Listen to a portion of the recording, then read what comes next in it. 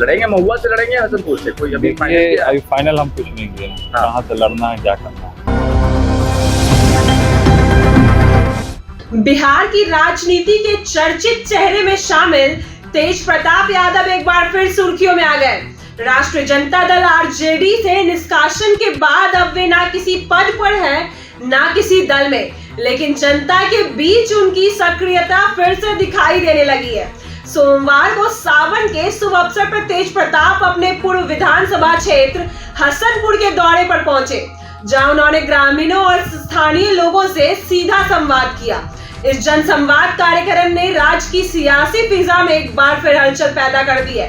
पटना से हसनपुर रवाना होने से पहले मीडिया से बात करते हुए तेज प्रताप यादव ने कई महत्वपूर्ण बातें कही। उन्होंने कहा, हसनपुर हमारा क्षेत्र है, हम यहाँ के विधायक रह चुके हैं, जनता ने हमें पहले भी आशीर्वाद दिया और अब हम फिर से उसी जनता से मिल रहे हैं, हालचाल पूछ रहे हैं। अभी चुनाव को लेकर कोई अंतिम फैसला नहीं हुआ है। जब पत्रकारों ने पूछा कि क्या कोई नई पार्टी बना रहे या किसी नए संगठन की घोषणा करेंगे, तो उन्होंने दो टूक कहा, नहीं, अभी नहीं, कोई पार्टी नहीं बना रहे, ना ही तय किया है कि अगला चुनाव कहां से लड़ेंगे।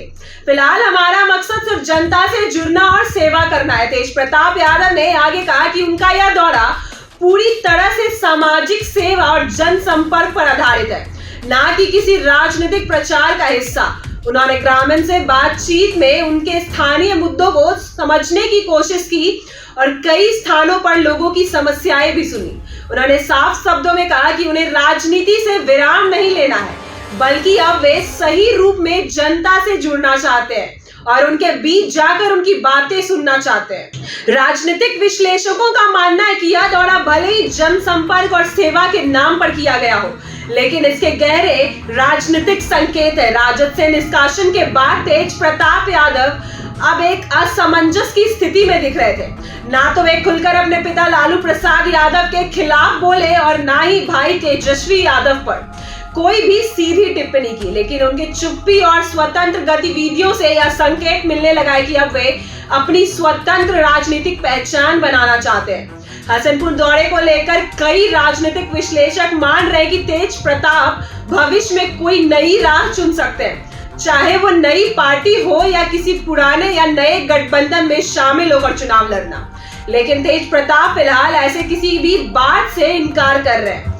उनका कहना है कि जनता से रिश्ता उनका पहला धर्म है और इसीलिए वे वापस उसी जमीन पर लौटे जहां से उन्होंने राजनीति शुरू की थी। तेज प्रताप का यह रुख इसलिए भी दिलचस्प होगा क्योंकि हाल के दिनों में उन्होंने कई ऐसे संकेत दिए जो उन्हें एक अलग राजनीतिक लाइन पर खड़ा करता है। योग्य, पर्यावरण, गोसेवा और आध्यात्मिकता से जुड़ी उनकी सोशल मीडिया गतिविधियों की इस बात की ओर का इशारा करती है कि वे पारंपरिक राजनीति से अलग एक धार्मिक सामाजिक नेता की छवि गाड़ना चाहते हैं। लेकिन हसनपुर दौरे में उनका व्यवहार पूरी तरह से एक जमीनी नेता जैसा रहा। लोगों से सीधे मुलाकात, उनकी बातें सुनना, गांव का दौरा, स्थानीय समस्याओं पर बात करना। हसनपुर जहां से तेज प्रताप 2020 में विधायक चुने गए थे, लेकिन उनके लिए राजनीतिक रूप से एक महत्वपूर्ण क्षेत्र है। भले ही अब वो आरजेडी में नहीं है, लेकिन वहां की जनता के बीच उनका जुड़ाव बरकरार है।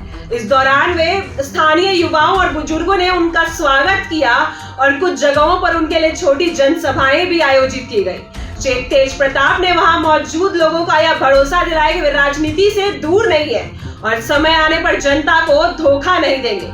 तेज प्रताप यादव के इस दौरे को लेकर विपक्षी दलों में भी चर्चा शुरू हो गई है। कुछ का कहना है कि यह सिर्फ एक दिखावटी अभियान है, जबकि उनके समर्थकों का दावा है कि तेज प्रताप अब एक नई राजनीतिक शैली की ओर बढ़ रहे हैं, जिसमें नेता जनता के बीच खुद चलकर जाता है, बिना किसी होर्डिंग या प्रचार के। कुल मिलाकर तेज प्रताप यादव का यह हसनपुर दौरा बिहार की राजनीति में कई तरह के सवालों और संभावनाओं को जन्म देता है। क्या वे फिर से सक्रिय राजनीति में लौटेंगे? क्या वे तेजस्वी यादव के समांतर कोई राह अपनाएंगे? क्या वे नई पार्टी बनाएंगे या किसी क्षेत्रीय गठबंधन का हिस्सा बनेंगे?